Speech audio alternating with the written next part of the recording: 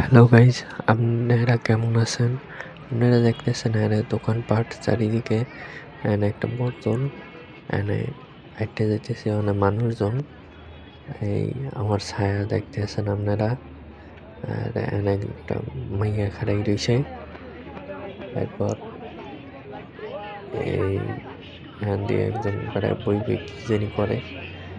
এরপর এই ছেলেটা হাঁটতে যাইতেছে, এখান দিয়ে একজন বাচ্চা। তারপরে এই মোটর সাইকেল, তারপরে একজন লুঙ্গি পরে রয়েছে। এখানে দোকান, চারপাশে সুন্দর সুন্দর বাইক। আপনারা যারা বাইক লাভার এরা এখানে আইয়েন।